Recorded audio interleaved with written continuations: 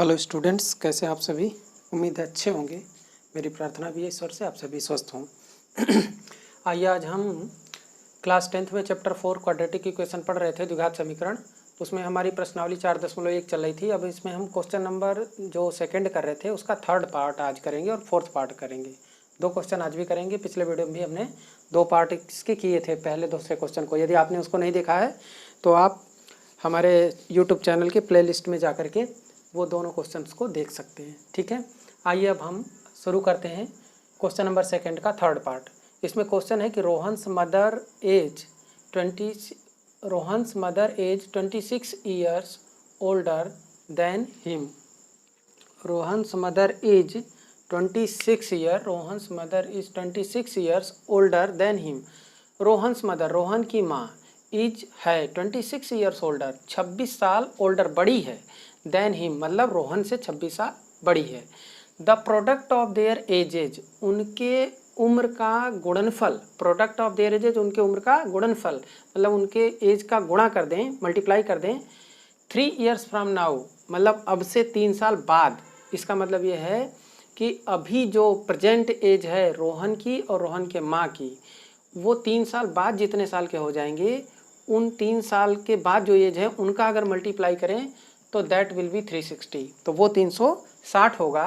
Find the equation in quadratic form. अब हमको द्विघात समीकरण बनाना है इसी सवाल के लिए। ठीक है, तो आइए सबसे पहले हम क्या करेंगे, जब भी एज वाली क्वेश्चन आएगा आप तुरंत सबसे पहले प्रेजेंट एज मान लेंगे जिसकी भी पूछी जाएगी। यहाँ पे आपको दोनों की प्रेजेंट एज निकालनी है, रोहन की और रोहन की माँ की। तो आप सबसे पहले रोहन की प्रेजेंट एज सपोज करेंगे। Let the present age of Rohan be x years. हमने सपोज कर लिया कि रोहन की प्रेजेंट एज एक्स ईयर्स है, एक्स वर्ष है। ठीक है ना, उसकी वर्तमान उम्र एक्स वर्ष है। Then his mother's present age is, और उसकी माँ की प्रेजेंट एज क्या होगी, वो 26 साल ओल्डर है, बड़ी है। तो अभी अगर 1 साल का है तो 26 साल उसमें प्लस कर देंगे। जैसे अभी कोई 10 साल का बच्चा है और उसकी मम्मी उससे 26 साल बड़ी है, तो 10 में प्लस 26 करेंगे तो 36 साल की हो जाएंगी, नहीं हो जाएंगी। तो अभी इसकी उम्र हमें मालूम नहीं, तो हमने x माना, तो इसलिए x में 26 प्लस करेंगे तो x प्लस 26 ईयर्स हो जाएगा। तो ये बेटा है और ये माँ की उम्र है। ठीक है, Rohan's age after 3 years will be. अब रोहन की 3 साल बाद उम्र क्या होगी, है ना। तो अभी अगर मैं 10 साल का हूँ, ठीक है, सपोज करिए मैं 10 साल का अभी हूँ, तो 3 साल बाद क्या होगा, 10 + 3 हो जाएगा। जितने साल आगे की बात हो रही है उतना प्लस होगा, पीछे की बात होगी तो उतना माइनस होगा। तो 3 प्लस हो जाएगा, तो x + 3 हो जाएगा रोहन की उम्र 3 साल बाद। And age of Rohan's mother after 3 years will be. और 3 साल बाद रोहन की माँ की उम्र क्या होगी, तो अभी वर्तमान उम्र जब x + 26 है तो उसमें 3 और जुड़ जाएगा। ठीक है ना, तो x + 26 और प्लस 3 और जुड़ जाएगा 3 साल बाद, तो 26, 27, 28, 29, तो x + 29 ईयर्स की उसकी माँ हो जाएंगी 3 साल बाद। अब वो ये कंडीशन थी कि the product of their edges, है ना, 3 years from now will be 360। 3 साल बाद जो दोनों की उम्र है, रोहन की और रोहन की माँ की, उनका गुणनफल 360 है। तो देखिए रोहन की उम्र कितनी है 3 साल बाद, x + 3 ये रहा, और उसकी माँ की उम्र कितनी हो गई 3 साल बाद, x + 29 ये रहा। दोनों का हमने मल्टीप्लाई कर दिया, यहाँ कुछ नहीं तो क्या है, मल्टीप्लाई है। अब दोनों का मल्टीप्लाई हो गया। ठीक है, अब दोनों का मल्टीप्लाई है तो इनके उम्र का मल्टीप्लाई कितना करने पे आ रहा है, प्रोडक्ट 360। तो ये आप 360 के इक्वल कर लेंगे। अब देखिए इसको मल्टीप्लाई करना है, तो जब 2 ब्रैकेट में 2 पद रहें तो आप पहले x लिख लेंगे, फिर पूरा ब्रैकेट x + 29, फिर प्लस का 3 लिखेंगे और फिर पूरा ब्रैकेट x + 29। ठीक है, इक्वल टू 360 है तो वो लिख लेंगे। अब x का x में x², x का 29 में 29x हो जाएगा, 3 का x में 3x होगा, 3 का 29 में 29 × 3 इक्वल टू 360। ठीक है, यहाँ तक क्लियर हो गया। अब आगे आप क्या करेंगे और सिंप्लीफाई करेंगे, तो ये x² का x² हो गया। अब 29 और 3 ऐड करिए तो 29, 30, 31, 32, 32 हो गया, 32x। ठीक है, और 29 में 3 का मल्टीप्लाई करेंगे तो 3 9 = 27 का 7 कैरी 2, 3 2 = 6 और 2 कितने हो गए, 8 हो गए, 87 हो गया। 360 को भी आप उधर ही लेफ्ट साइड में ले जाइए, तो ये प्लस में है तो उधर जाके -360 हो जाएगा। फिर ये x² है, प्लस का प्लस लिखिए, 32x का 32x। अब देखिए 360 में से ये माइनस होगा, बिकॉज ये प्लस है और ये माइनस है, तो 10 में से 7 गए 3 और यहाँ कितने बचे 5। 5 में से अब आपको क्या घटाना है 8, तो घटेगा नहीं तो एक कर्ज ले लीजिए 15, 15 में से 8 गया 7, और यहाँ क्या बचा 2 बचा, क्योंकि एक बोरो कर दिया था उधर, तो 273 बचेगा। तो अब ये हो गया। अब ये आपका क्या आ गया, ये फाइनल क्वाड्रेटिक इक्वेशन आ गया। ठीक है, यही आपका आंसर हो गया। क्वेश्चन में तो बस इतना ही पूछा कि क्वाड्रेटिक इक्वेशन इसको बनाइए, मैथमेटिकल रिप्रेजेंटेशन इसका करिए इस क्वेश्चन का, ठीक है ना, अलजेब्रिक फॉर्म में लाइए। तो ये अलजेब्रिक फॉर्म में आ गया है, ठीक है। लेकिन आपको मैं सॉल्व करके बता रहा हूँ क्योंकि आगे क्वेश्चन आएगा जब इसको सॉल्व करना पड़ेगा, तो हम साथ ही साथ आपको सॉल्व करके भी बता दे रहे हैं, ठीक है ना, क्योंकि वहाँ पे आप इसी वीडियो को देख करके अपना काम कर लेंगे, दोबारा मुझे वीडियो बनाने की जरूरत नहीं होगी, ठीक है। तो अब देखिए इसका फैक्टर करना है आपको, x square plus 32x minus 273 equal 0। तो ये आ गया A x square plus B x plus C equal 0 के फॉर्म में। तो आप क्या करेंगे, 273 का फैक्टर करेंगे, 273 का फैक्टर करके देखिए, इसको काट के देखिए। तो देखिए 3 से काटिए आप, 3 से 3 नाम 27, 3 इकाई 3, फिर 13 7 91, 7 से काटिए, 7 इकाई 7, 2 9 21, 7 21, फिर 13 इकाई 13। तो क्या आ गया आपका 3 × 7 × 13, क्या गया 3 × 7 × 13, ठीक है ना। तो आपको लाना है कितना 32 है कि नहीं। तो 13 और 3 का मल्टीप्लाई, 13 तियाँ 39 और ये 7 बचा तो 7 ले लिए।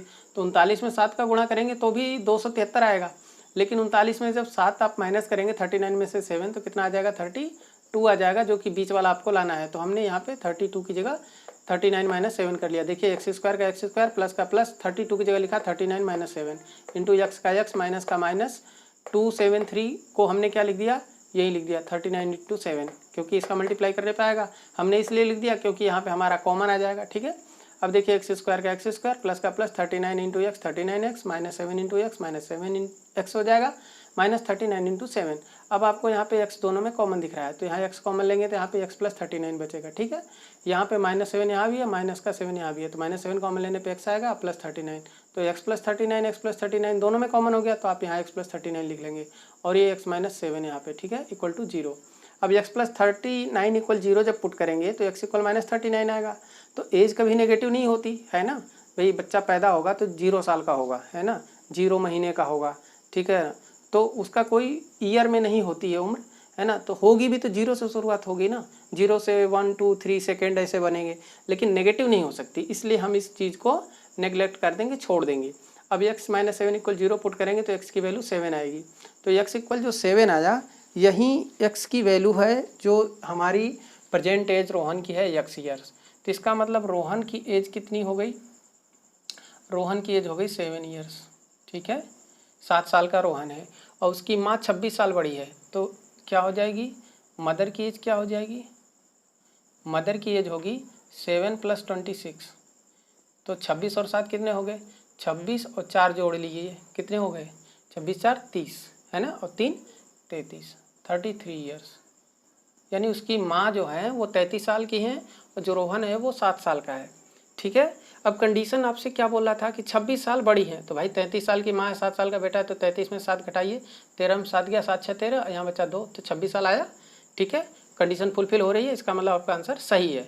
दूसरा कंडीशन देख लीजिए, कह रहा है 3 साल बाद। तो भाई अभी अगर रोहन 7 साल का है तो 3 साल बाद कितने साल का होगा बताइए, 7 के बाद 8 9 10 साल का हो जाएगा, 10 साल का होगा कि नहीं होगा रोहन, 10 साल का हो जाएगा। और उसकी माँ कितनी होगी, 33 साल की अभी है, 3 साल बाद कितनी होगी, 3 साल बाद माँ कितनी होगी, 33 34 35 36 साल की हो जाएगी, 36 साल की हो जाएगी। अब इन दोनों का अगर आप गुणा कर दें तो 360 आ रहा है कि नहीं आ रहा है, आ रहा है ना। तो यही है कि 3 साल बाद इनकी एज का जो प्रोडक्ट है 360 है।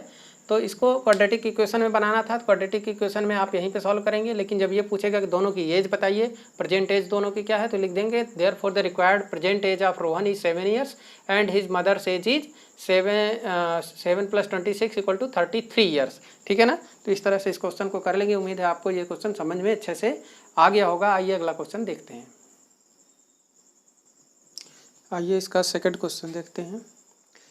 सेकंड का हमारा फोर्थ, आज का ये लास्ट होगा। फोर्थ क्वेश्चन है, अ train travels a distance of 480 kilometre at a uniform speed, है ना। एक ट्रेन है जो 480 किलोमीटर की दूरी को एक समान चाल से, यूनिफॉर्म स्पीड से, एक समान चाल से तय करती है, ठीक है ना। If the speed had been 8 kilometre per hour less, यदि उसकी चाल 8 किलोमीटर प्रति घंटा कम हो जाए, जो भी स्पीड से जा रही है, अगर 10 किलोमीटर जा रही है तो 8 कम कर दीजिए, यानी 2 किलोमीटर प्रति घंटा की स्पीड से जा रही है। अगर वो 100 किलोमीटर प्रति घंटा के जा रही है तो 8 कम कर लीजिए, यानी 92 किलोमीटर प्रति घंटा की स्पीड से जा रही है। जो भी उसकी स्पीड है यूनिफॉर्म, वो दिया नहीं है, उससे 8 किलोमीटर प्रति घंटा अगर उसकी स्पीड कम कर दें, है ना, then it would have taken 3 hours more, तो वो 3 घंटे अधिक लेगी। जाहिर सी बात है, सिंपल सी आप समझते होंगे कि अगर स्पीड तेज़ है तो टाइम कम लगेगा, लेकिन अगर स्पीड कम है तो टाइम ज़्यादा लगेगा। अब वो 480 किलोमीटर की दूरी तो वही है, डिस्टेंस तो वही है, लेकिन एक जो उसकी स्पीड है उससे वो जाती है। अब फिर उसकी अगर स्पीड 8 घंटे कम कर दें प्रति घंटा, 8 किलोमीटर प्रति घंटा कम कर दें, तब जब जाती है तो 3 घंटा ज़्यादा समय लगता है। 3 hours more to cover same distance, उसी डिस्टेंस को कवर करने में 3 घंटा ज़्यादा समय लगता है। Find the equation in the quadratic form, तो इसके लिए क्वाड्रेटिक इक्वेशन बनाना है। ठीक है, आइए सबसे पहले आपको डिस्टेंस, ये ट्रेन की यूनिफॉर्म स्पीड नहीं पता है ना, और आपको पता क्या है, डिस्टेंस पता है 480 किलोमीटर, तो लिखेंगे total distance travelled by the train equal to 480 kilometre. ठीक है ना, ट्रेन के द्वारा चली गई कुल दूरी कितनी है, 480 किलोमीटर।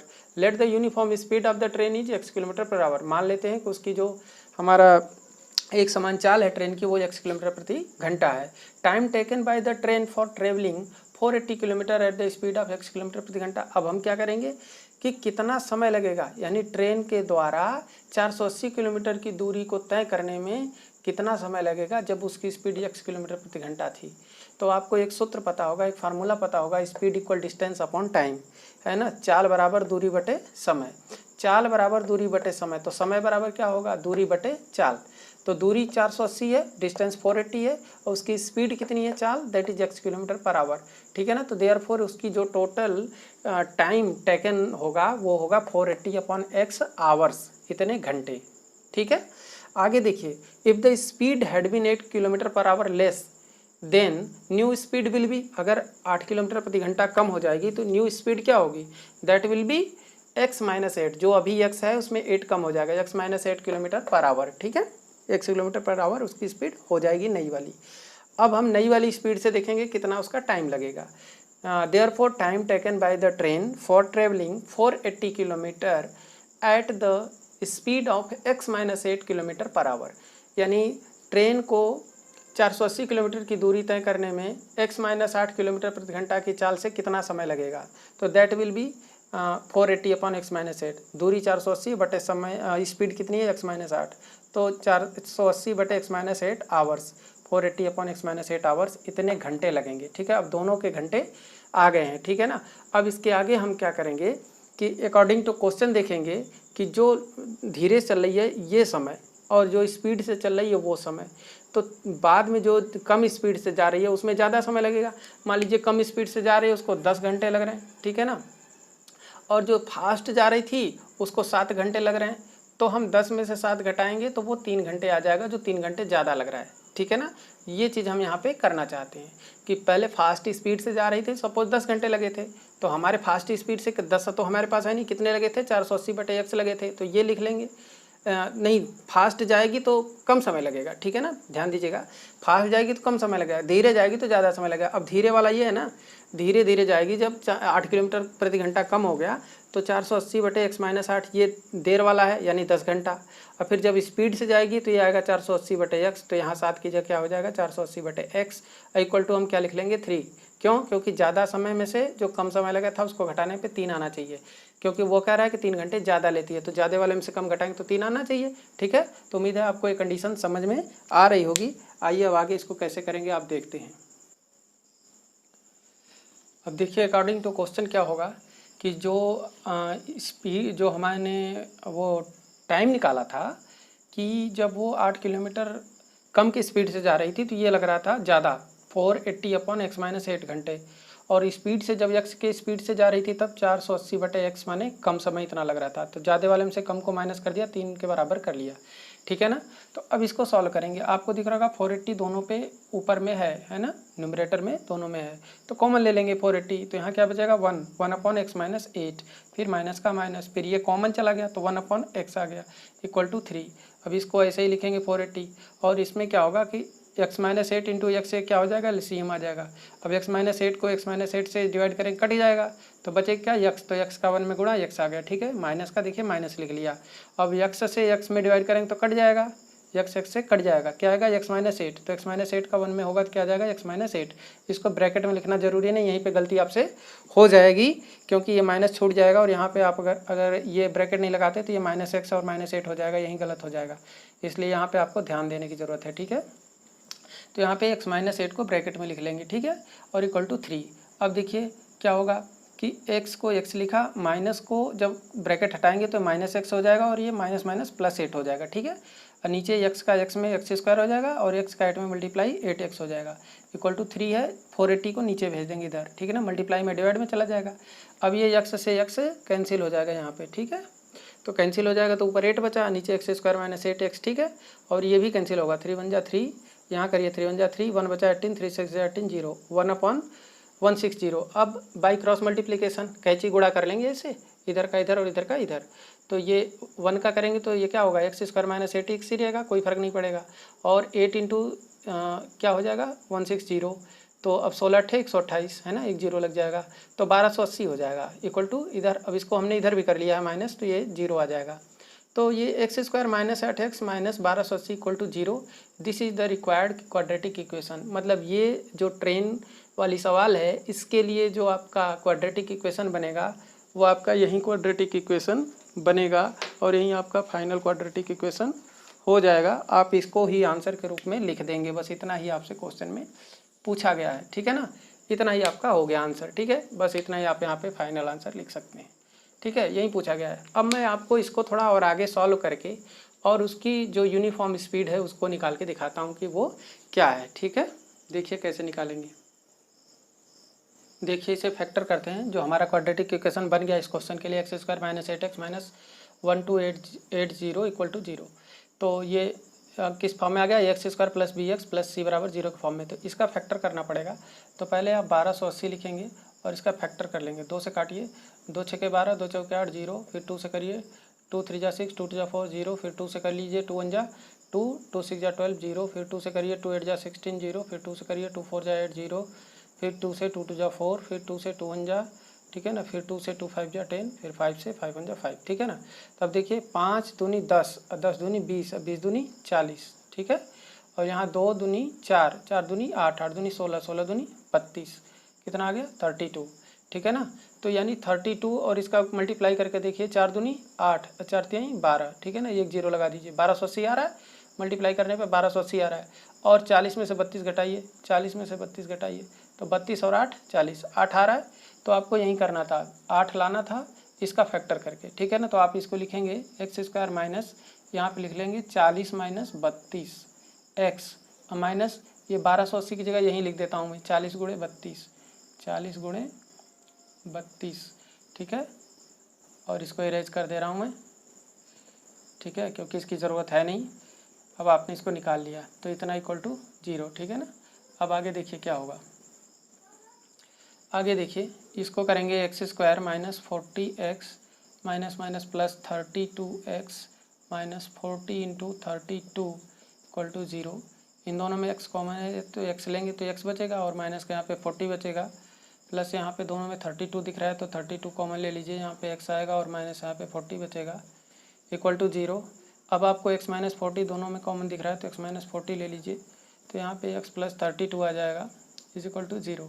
ठीक है ना, तो अब आपको क्या करना है, जीरोस फाइंड करना है। तो इसको x minus 40 equal to 0 put करेंगे तो x इक्वल टू कितना आ जाएगा 40, x की वैल्यू कितनी आ जाएगी 40 आ जाएगी। ठीक है ना, और यहाँ पे x प्लस 32 इक्वल टू जब 0 करेंगे तो x इक्वल टू माइनस 32 आ जाएगा, है ना। इसे आप क्या करेंगे नेगलेक्ट कर देंगे। ठीक है ना, तो आप इस तरह से इसको नेगलेक्ट कर देंगे और यहाँ पे आपको क्या हो जाएगा, इसकी वैल्यू आपको पता चल जाएगी कि x की वैल्यू कितनी आई पहली और दूसरी कितनी आई। तो आपको दोनों वैल्यूज़ दिख रही हैं, x equal 40, x equal minus 32। तो x की जो माइनस 32 इसे आप नेगलेक्ट करेंगे, क्यों, क्योंकि स्पीड कभी नेगेटिव नहीं हुई। भाई गाड़ी खड़ी है तो इसकी स्पीड कुछ नहीं है, 0 है, स्टार्ट होगी तो कांटा 0 से स्टार्ट होगा ना, माइनस में तो जाएगा नहीं, इसलिए इसको हम छोड़ देंगे। तो therefore the required uniform speed of the train is 40 kilometre per our. ठीक है ना, ये आपका आंसर आ जाएगा। 40 किलोमीटर प्रति घंटा उसकी स्पीड होगी। ठीक है, अब मैं ज़रा आपको क्लिफाई कर दूँ, इस क्वेश्चन को और अच्छे से समझ लीजिए, ज़रा वेरीफाई कर लेते हैं।